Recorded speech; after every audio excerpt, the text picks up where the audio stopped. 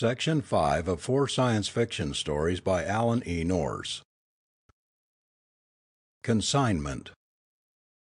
The 3 shots ripped through the close night air of the prison, sharply, unbelievably. 3 guards crumpled like puppets in the dead silence that followed. The thought flashed through Krenner's mind, incredibly, that possibly no one had heard.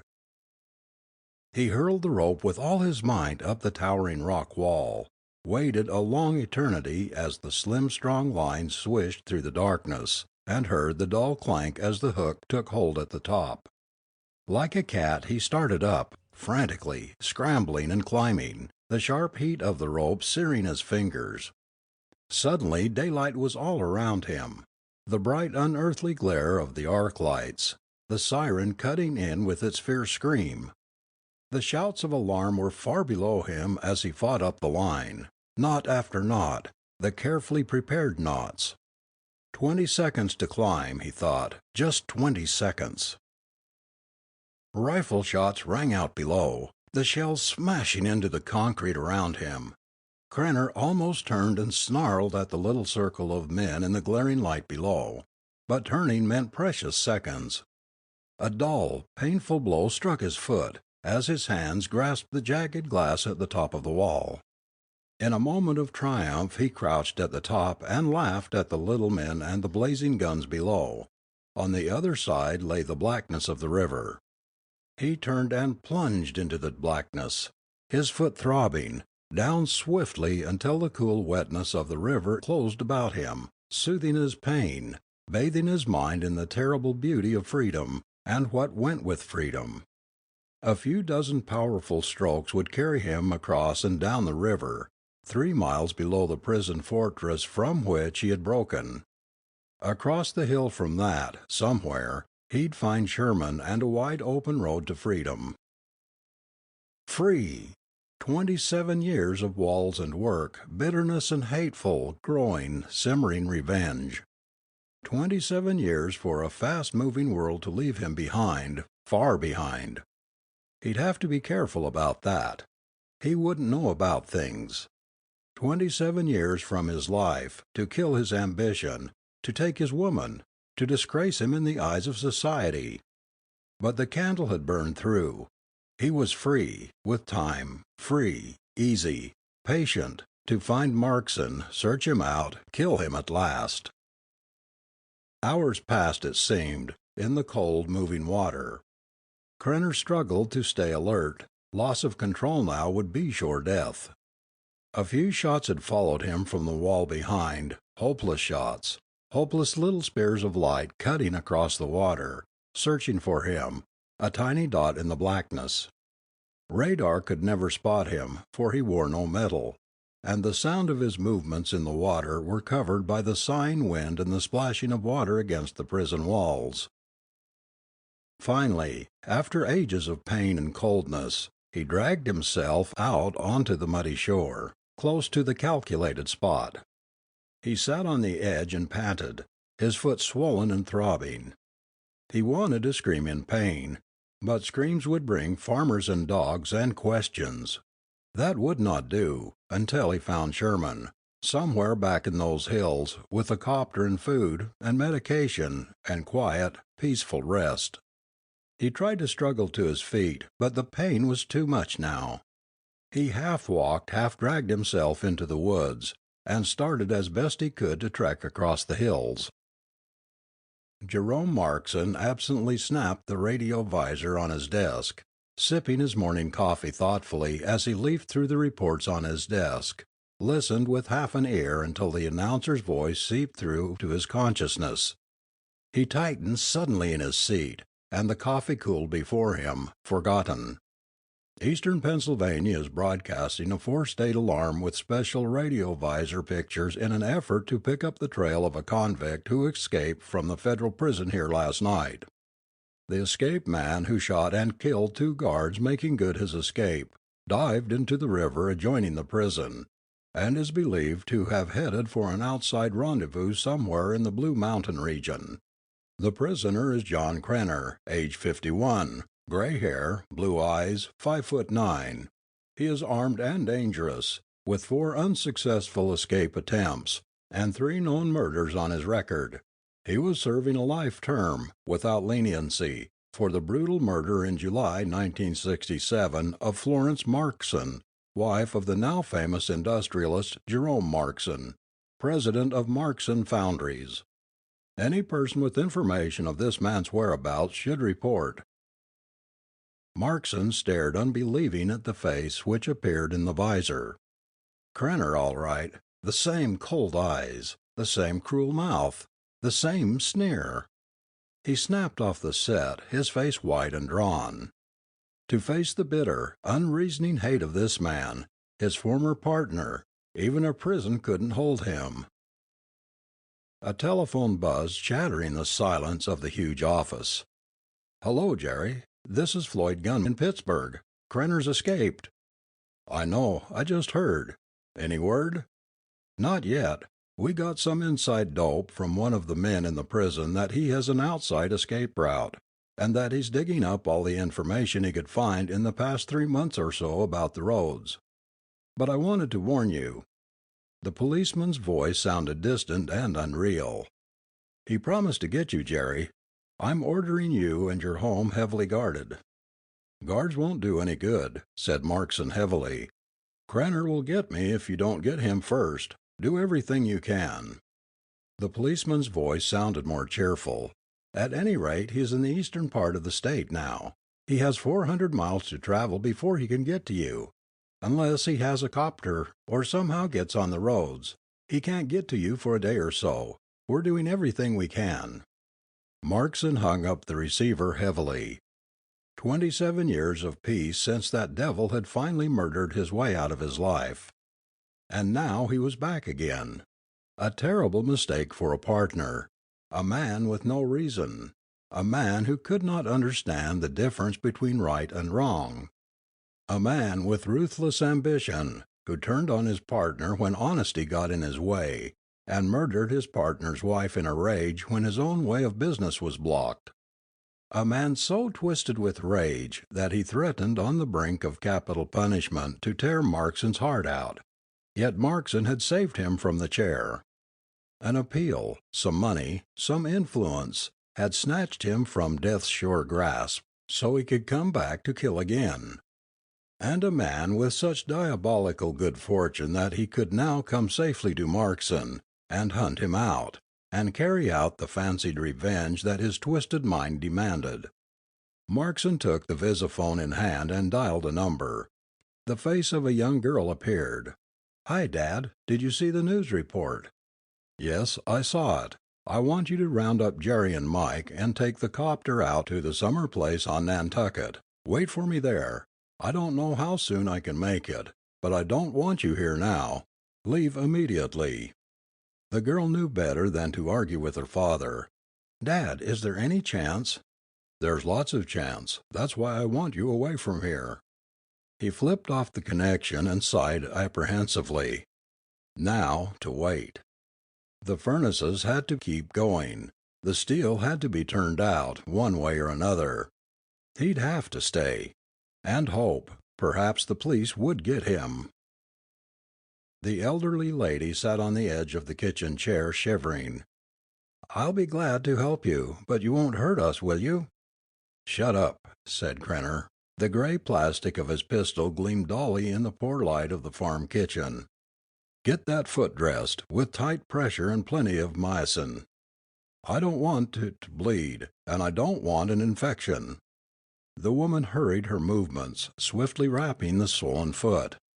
The man lifted a sizzling fry pan from the range, flipping a hamburger onto a plate. He added potatoes and carrots. "Here's the food," he said sullenly, "and you might put the gun away. We don't have weapons and we don't have a phone." "You have legs," snapped Krenner. "Now shut up." The woman finished the dressing. "Try it," she said. The convict stood up by the chair, placing his weight on the foot gingerly. Pain leaped through his leg, but it was a clean pain.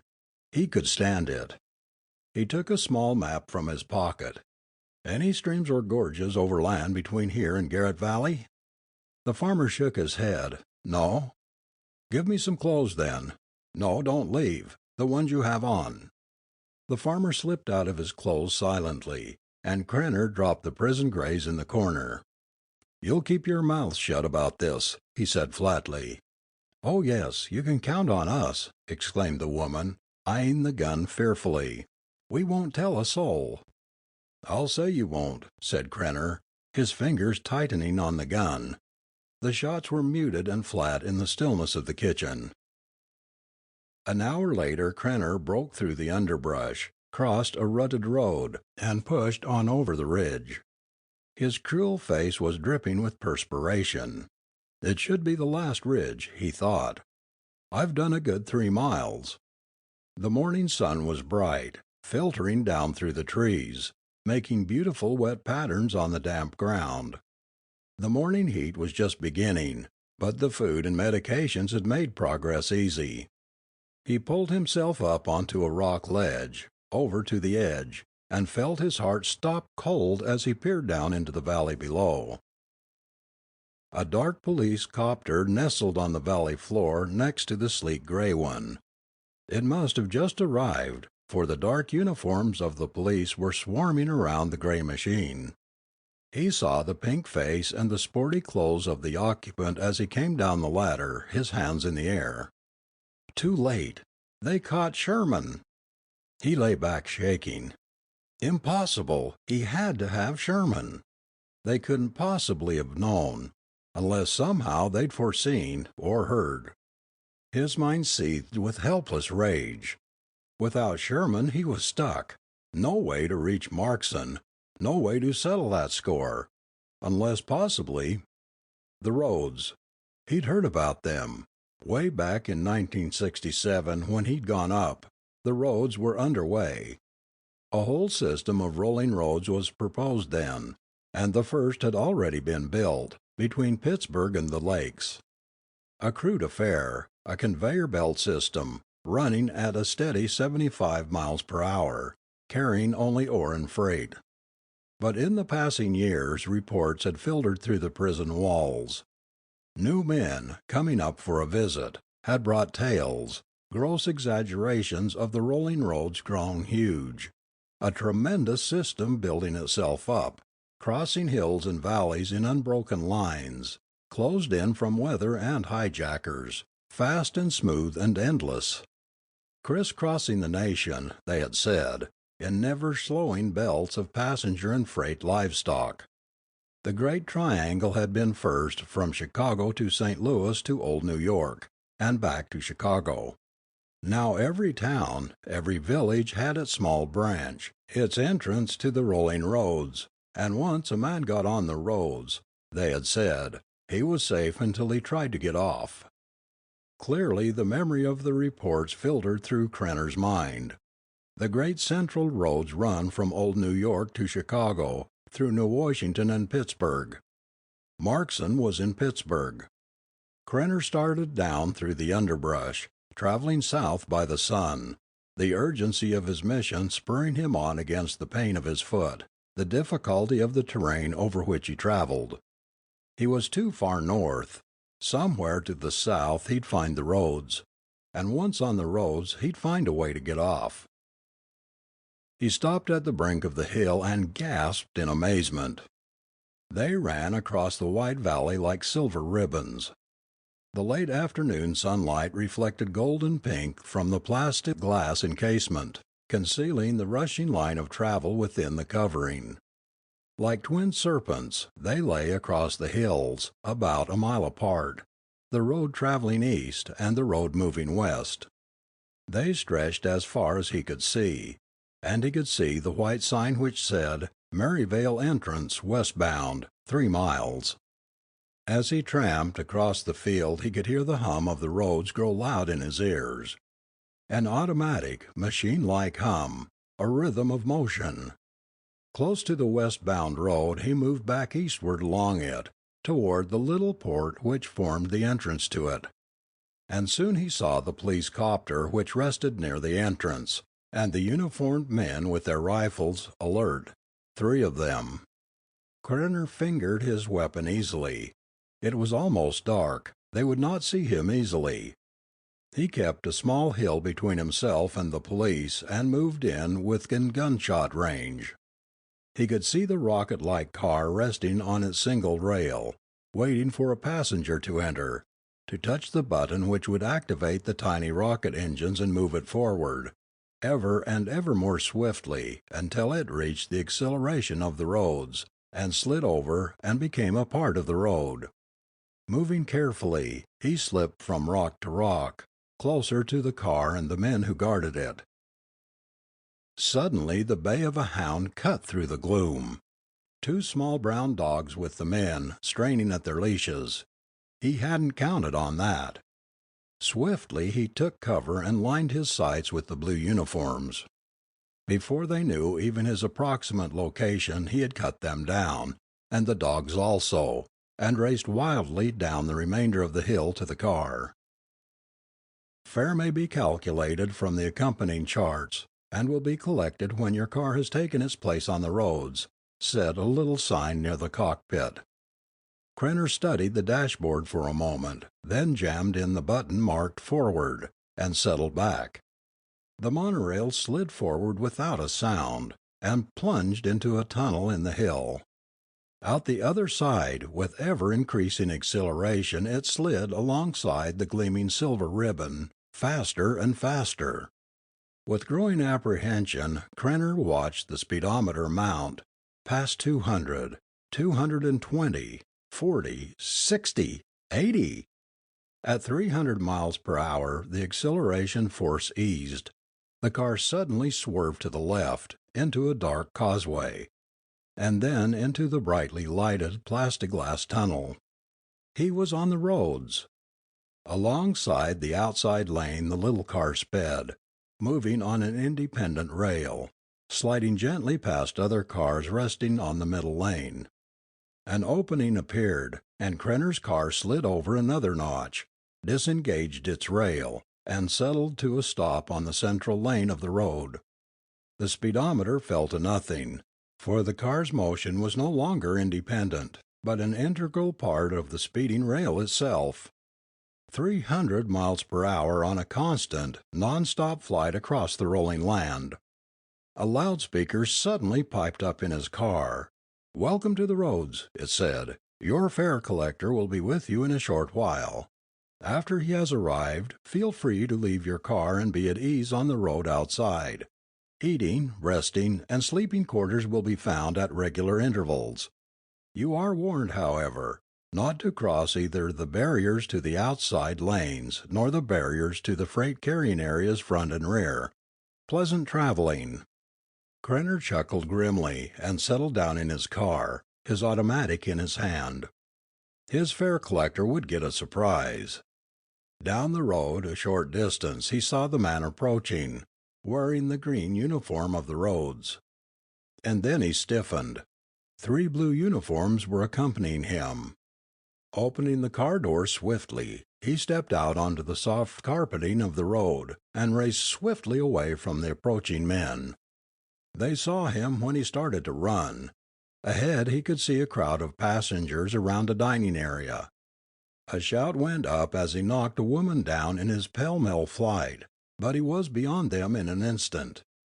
His foot hindered him, and his pursuers were gaining. Suddenly before him he saw a barrier, a 4-foot metal wall. No carpet beyond it, no furnishings along the sides. The freight area. He hopped over the barrier and plunged into the blackness of the freight tunnel as he heard the shouts of his pursuers. "Stop! Come back! Stop or we'll shoot!" They didn't shoot.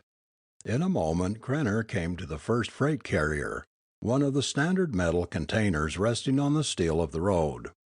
He ran past it and the next. The third and fourth were open cars, stacked high with machinery. He ran on for several moments before he glanced back.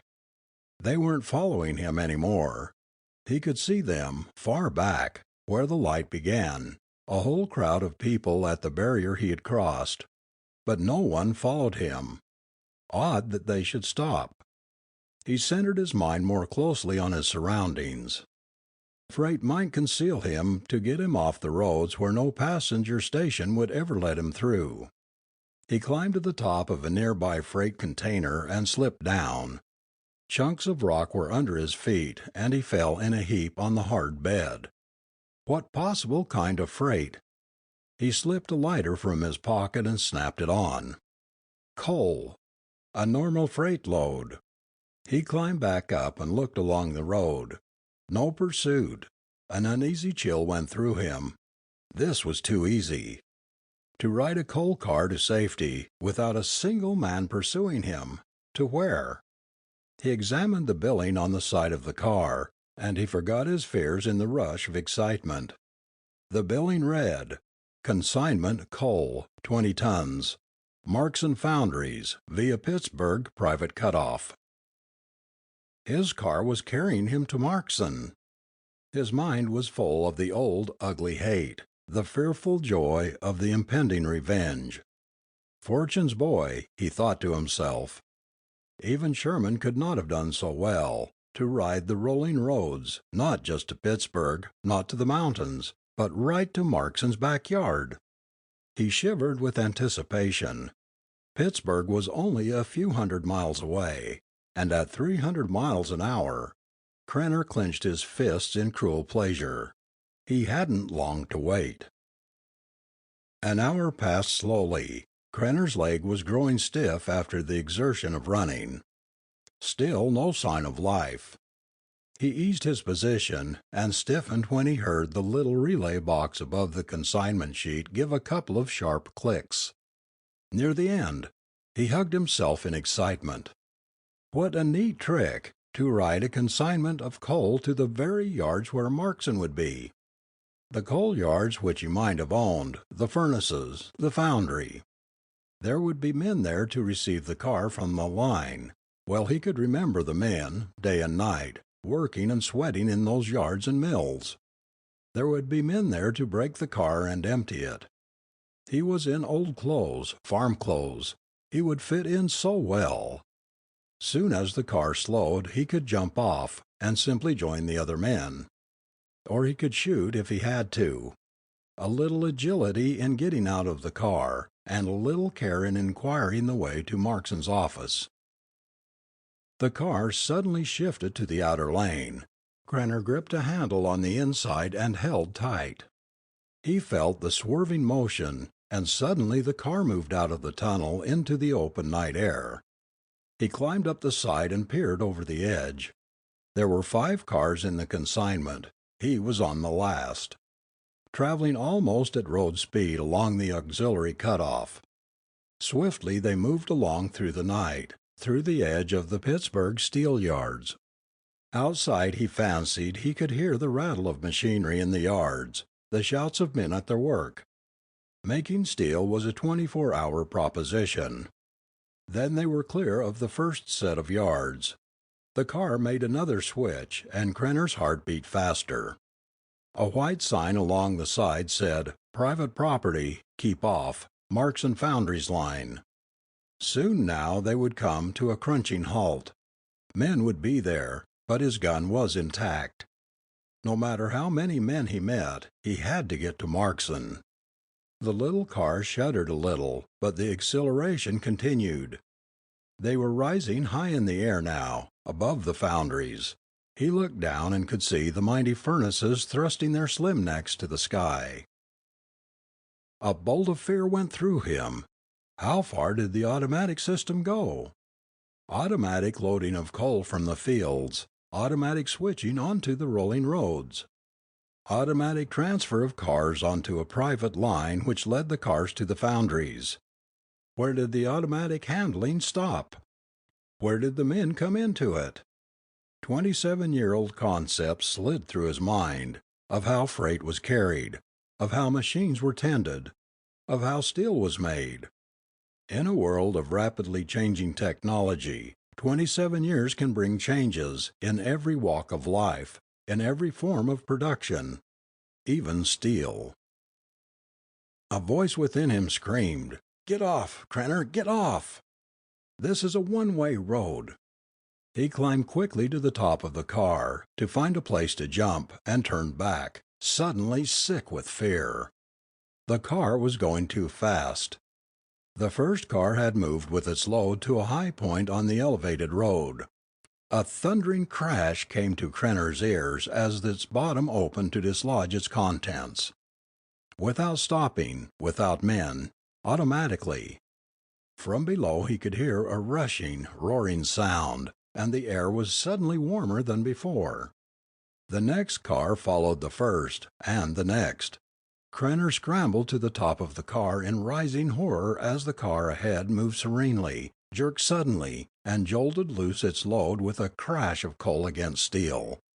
20 tons of coal hurtled down a chute into roaring redness. 27 years had changed things. He hadn't heard men, for there were no men. No men tended the fires.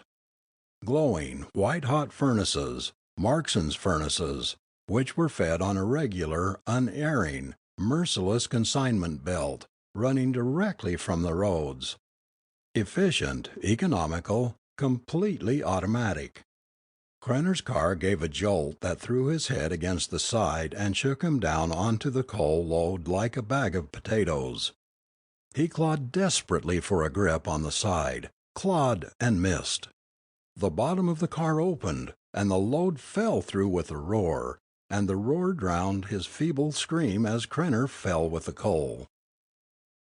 The last thing he saw below, rushing up, was the glowing, blistering, white-hot maw of the blast furnace. End of section 5.